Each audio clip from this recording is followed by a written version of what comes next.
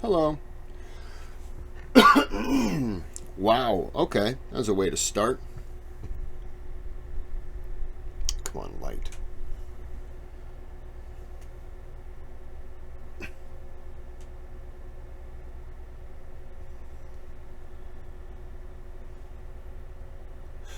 Okay. Okay, enough of the magic.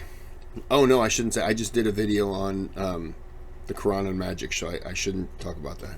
Shouldn't joke about Mahik. Okay, so this was request. Battle of Nicopolis. Got to be careful how you start that one. Woo! That could have went ugly. Nicopolis. Woo! I'm going to go ahead and start the video so Kris doesn't ruin his YouTube career by saying Battle of... Whew. People would say, what? HistoryMarche, by the way, in case you didn't know.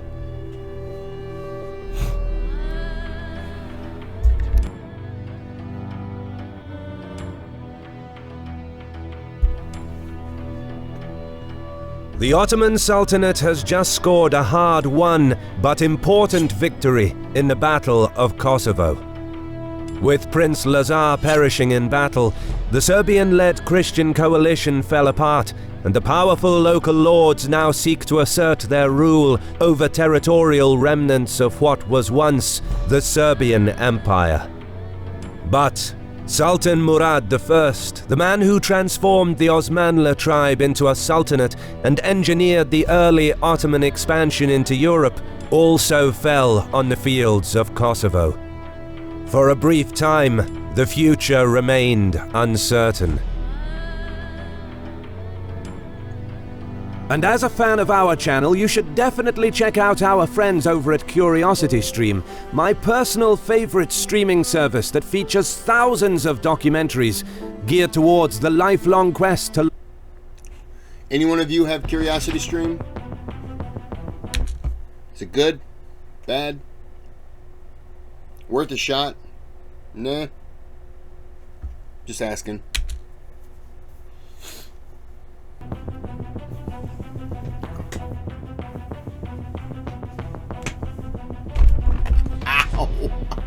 My knee. As the two battered armies retreated from Kosovo, news of Murad I's death reached the courts of Europe. Without his capable leadership, it perhaps seemed that the early Ottoman conquest would be just another onrushing horde, more interested in raiding and tributes than in ruling the conquered lands. But in Bayezid I, the Ottomans were blessed with a gifted leader. The realm he inherited from his father was loosely held together, still lacking the forms of government needed for the long-term consolidation of Ottoman rule. The new Sultan centralized a state based on Turkish and Muslim traditions, founding the institutions and bureaucracy that could support an efficient rule over the growing dominion. To strengthen his position in Europe, Bayezid interfered in the power vacuum in Serbia, left in the wake of the Battle of Kosovo. With Prince Lazar's death, his wife Milica ruled until her son Stefan Lazarevic came of age, but her hold on power and territory was threatened by Hungary and other Serbian lords. Did they, because she's a queen, is that why they went after it? Like the son wasn't old enough, so they went ahead to make that move, I'm gonna guess. Taking advantage of this, the Sultan used a softer approach, offering to back young Stefan's succession to the throne in exchange for Moravian Serbia becoming an Ottoman vassal. Seeing this as the only option for her family to stay in power, Milica accepted, giving her daughter's hand in marriage to Bayezid to officialize the treaty. With this shrewd bit of diplomacy, the Sultan gained a strong buffer against Hungary and a vassal with an experienced army that would become a vital component in many Ottoman campaigns to come. In addition, the treaty freed up Ottoman troops that were sent to subjugate other Serbian principalities to the south. With his western flank secured, Bayezid turned his army east into Anatolia, recognizing that its resources and manpower could fuel further Ottoman expansion. Despite being met by a strong anti-Ottoman alliance, Bayezid scored a string of victories, often catching enemy commanders off guard with rapid movement and deployment of his troops, relying heavily on the Byzantine but especially Serbian shock-heavy cavalry throughout the campaign. He began the resettlement of numerous Turkish tribes from the conquered areas into the fertile plains of Thrace and Rumelia. This influx of immigrants provided additional revenue and manpower for future campaigns in the Balkans. Peace was signed in early 1391, but Bayezid began making plans for another campaign into eastern Anatolia. Yeah, they made peace all right, but he took a big chunk of that land, didn't he? Then, news came from Europe. News came from Europe. Let's see what this European news is.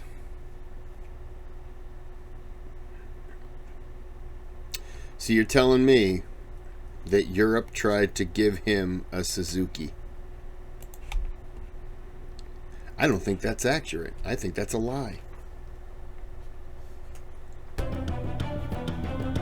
With most of the Ottoman troops in Anatolia, Hungarian forces raided deep into Serbian territory, which undermined Ottoman influence and sowed seeds of rebellion in some areas. To the east, Voivode Mircea of Wallachia pushed into the Bulgarian Principality of Kauna to get the vital access to the Black Sea, while also supporting rebellions against the Turks further afield. Bayezid ordered his limited forces in southern Bulgaria to gather and strike north, meanwhile abandoning his Anatolian campaign in preparation to march back west, aware that if Bulgaria was lost, Ottoman authority in the Balkans would disintegrate. In Serbia, Turkish Akinjis responded with raids of their own, spreading devastation in Hungary's southern regions, while Ottoman forces in Bulgaria took Nicopolis and began conducting operations into Wallachia. This forced Mircea to turn back west, but with his troops stretched thin, he reluctantly sought support from King Sigismund. The combined Hungarian-Wallachian offensive gradually pushed back across the Danube, retaking Nicopolis by the end of the year. This galvanized anti-Ottoman sentiment in Bulgaria, and a new Christian coalition seemed to be forming. But by the following year, Bayezid had returned. Before any Christian coalition could take shape, the Sultan coordinated a series of lightning campaigns, absorbing the kingdom of Tarnovo and conquering most of Kauna, before moving west to stabilize the situation in Serbia and help his vassal Stefan to consolidate and expand his rule. The despotate of Vidin was forced into the Ottoman sphere, and the Danubian fortresses of Silistria, Nicopolis and Vidin were strengthened. Bayezid's rapid campaign stunned the Christians, but sensing that this would provoke a response from European rulers, he summoned his vassals at Ceres to reaffirm his overlordship and secure the Ottoman position in the Balkans. Directives and pledges were exchanged, and the Sultan selected Stefan Lazarevic as his most trusted vassal, with whom he carefully cultivated a friendship, recognizing the importance of having the experienced Serbian knights and heavy cavalry on his side. But not everyone at the meeting was pleased. Emperor Manuel left the gathering firmly believing that Byzantium was doomed to be absorbed by the Turks, and upon returning to Constantinople, he threw off Ottoman suzerainty and prepared the city for a long siege, one that would soon come, calling for help from the west. King Sigismund echoed Manuel's concerns, urging other Christian rulers to mobilize and drive the Ottomans out of Europe. The two popes in Rome and Avignon also encouraged a crusade against the Turks, although the Western Schism eroded any authority that the papacy had in calling for a crusade. Hungarian envoys traveled to all I really despise how the old popes got into things. I just hate it. Major European powers and, most importantly, confirmed treaties with England and France. The temporary cessation of hostilities in the long Anglo-French War freed up vast manpower and financial resources, and was crucial in enabling the West to form a multinational force. Duke Philip the Bold of Burgundy was the principal financier of the endeavour, and his son, John of Nevers, was given command of the Franco-Burgundian element. So Philip the Bold was a financier.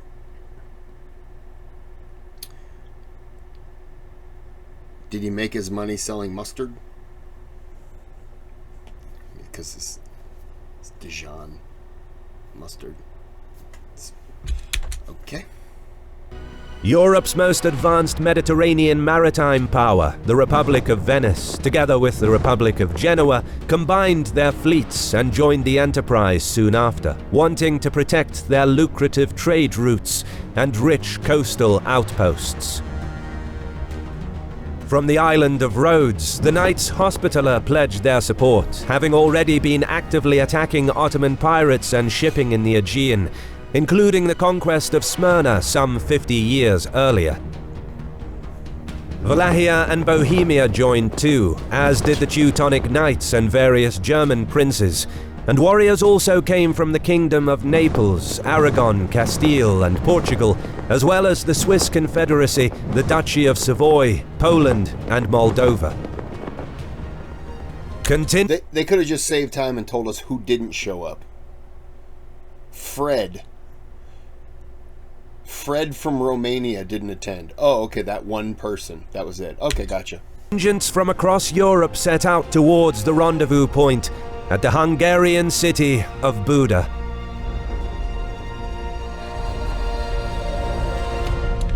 Why does this have all the makings of everyone completely overestimating everything and coming in? And I forgot how you... Bayezid? Was that how you pronounce his name? I apologize, dude. You got a sweet beard, though. But, like, what if they all just... And you know that's what's going to happen. I shouldn't say that. I'm positive that's pretty much what's going to happen.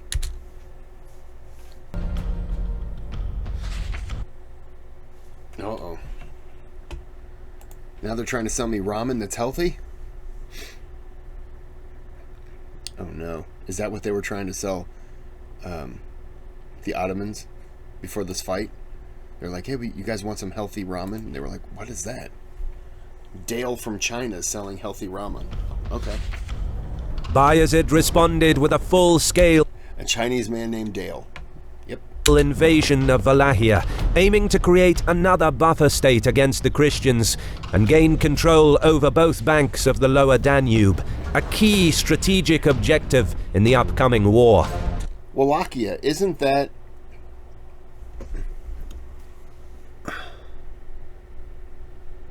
Sorry, I'm trying... I apologize. You're just looking at my head. I'm trying to read... Well, isn't Wallachia... Wouldn't that have been Transylvania? Isn't that...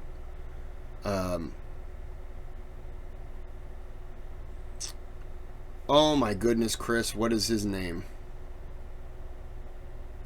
Vlad the Impaler. Wasn't he from Wallachia?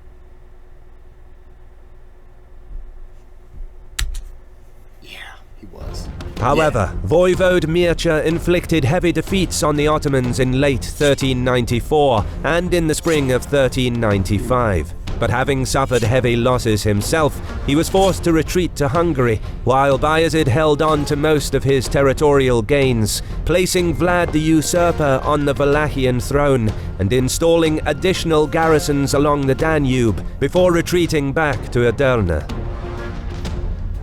By summer of Hold on. 1396, Vlad the Usurper. Now, isn't that weird? I just said Vlad the Impaler and Vlad the Usurper. What is with all that metal? That guy has to be carrying around 400 pounds of metal. He probably died in battle too, but it wasn't from getting wounded. It was heat stroke. the Franco-Burgundian and other Crusader contingents gathered near Buda. At a war council held in early July, the first order of business was to coordinate land and naval operations. The overwhelming naval superiority of the Crusaders was to play a major role during the Nicopolis campaign.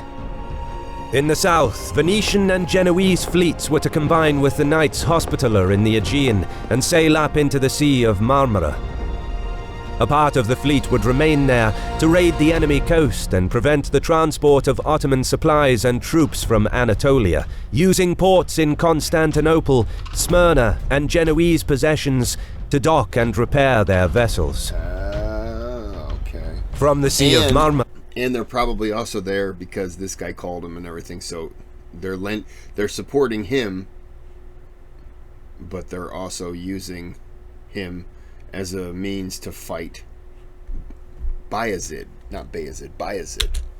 Another part of the fleet would sail to the river Danube, where the Genoese garrison at Kilia would be strengthened to help protect the mouth of the river from any possible Ottoman relief forces sailing upstream. The remainder of the fleet were to then proceed up the Danube until they met up with the army at Nicopolis.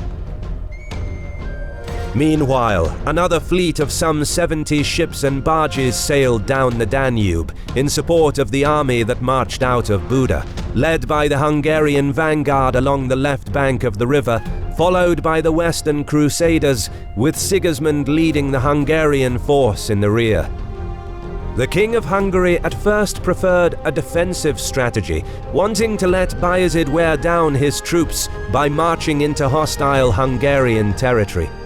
But with the summer ending and the enemy nowhere in sight, Sigismund knew that it would be impossible to maintain a large army in one area for long, proposing instead a preemptive strike and the re-establishment of Christian rule in Bulgaria, which would inevitably restrict the Ottoman expansion into Europe. So one thing that does bother me about religion, and this is every single religion, is the fighting over whose religion is right. You're not the same religion as me, so I must kill you. This is the one thing, and it's history.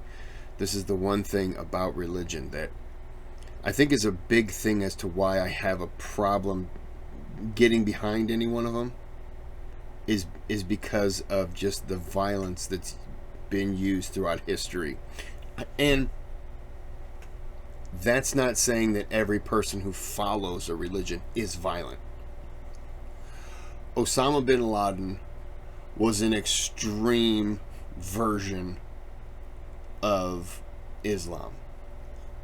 Much like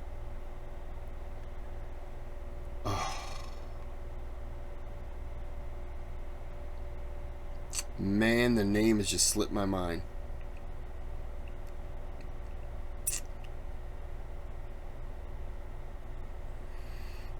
I think the Oklahoma City bomber guy was the opposite end. I mean, he would have been far one side of. I think he was Christian. I could be wrong on who I'm thinking of, though. Or was it the Unabomber? I mean, go throughout history. That's the one big thing that I have against religion.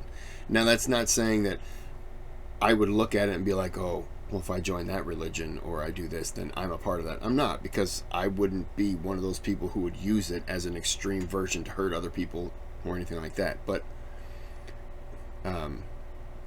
it's just, that's one of the things that I look at that has just always bothered me about it. I had conversations with my mom about it. And, I mean, she was like, I had nothing to do with it. To her, she said, I have nothing to do with it. And then she was like, just like slavery. I never owned slaves. Yeah. I can vouch for her on that. That's true. But still, that's unrelated to this. It was just something that popped up. King also... And I've done video, and I have a video about the Crusades that I've been requested to do, and the Crusades is a prime example of like that kind of thing. It's just, that's the one thing about religion that does drive me crazy. Sorry. So preferred to send a part of his army east through southern Transylvania and then into Wallachia to reassert his overlordship, and once across the Carpathian Mountains, Hungarian troops were to help restore Mircea to the throne and regain control over the left bank of the lower Danube. Completely another unrelated thing. This John of, I'm guessing it's Nevers or Nevers, I already forgot. He kind of reminds me of Vladimir Putin. Yep. But the French and Burgundian commanders insisted on a decisive campaign that would expel the Ottomans from the continent by marching through Bulgaria to capture the capital Edirne and relieving Constantinople, which was under blockade for the past 2 years. By mid to late August, the 2 years? They've been blockaded? How the hell do you survive a 2-year blockade? You'd have to grow your stuff inside the city, inside the walls and stuff like that. Yeah, I get that, but holy cow. Main Crusader column stopped at Orshova, where the supply fleet began ferrying the troops across the Danube for the next 8 days. The news of the invading force reached Bayezid at Constantinople. Unable to transport more troops from Anatolia due to the Christian blockade in the Sea of Marmara, he withdrew with his best troops and headed towards Edirne, maintaining only a loose blockade around the Byzantine capital. You've just surrounded that city for 2 years, and then this happens. You have to feel like, But again, after 6 months, I would be sending them messages like, you guys getting hungry yet? Because if you're not hungry, then I'm doing something wrong. Do you have plenty of fresh water? Do you want me to give you some poisoned water? Like, whatever it takes to speed this thing up. 2 years is a long time.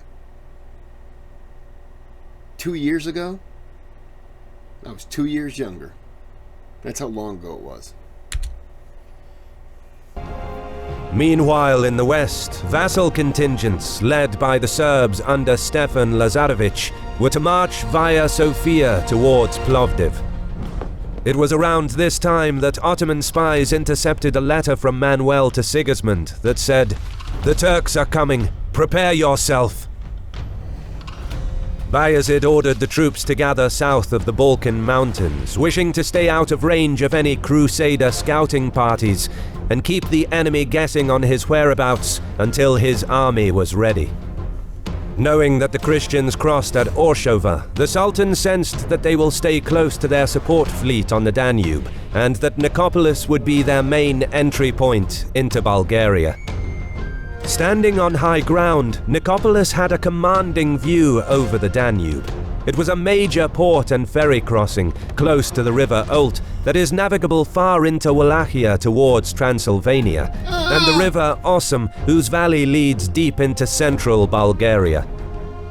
During the past couple of years, Bayezid strengthened its fortifications and placed a well-supplied garrison under the command of one of his highly experienced officers, Doğan Beg, knowing that the strategically important city had to be held.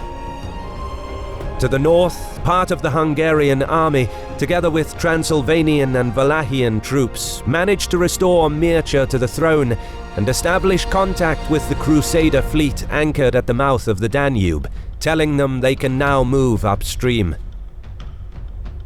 Meanwhile, the main Crusader army advanced along the right bank of the Danube into the Despotate of Vidin. Sratsimir of Bulgaria, having no desire to fight for the Turks, surrendered the fortified city of Vidin without a fight.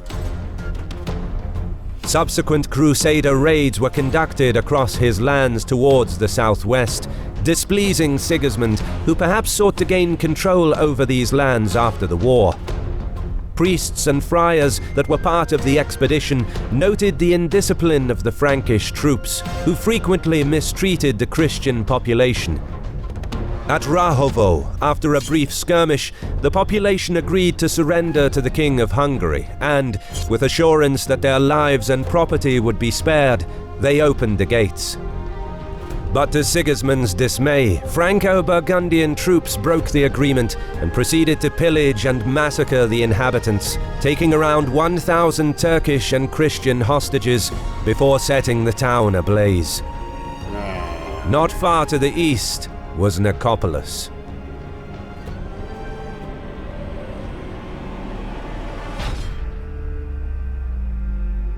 Oh, man. I don't have any time to do another video tonight. You know what? I'm going to do it. It's dinner time for me, though. So, I'm going to make part 2. I apologize in advance. I'll probably be eating. I'll try to, like that. But I got to do it. I have to. I'm invested. All right. I'm going to end this here. Like and subscribe. Come back for part 2, or there will be a... I got nothing. Originally I was going to tell you that I was going to hit you with a fire extinguisher, but like that's just rude, so I'm not going to do that. So like and subscribe, and thanks for watching. Have a good day. Have a good night.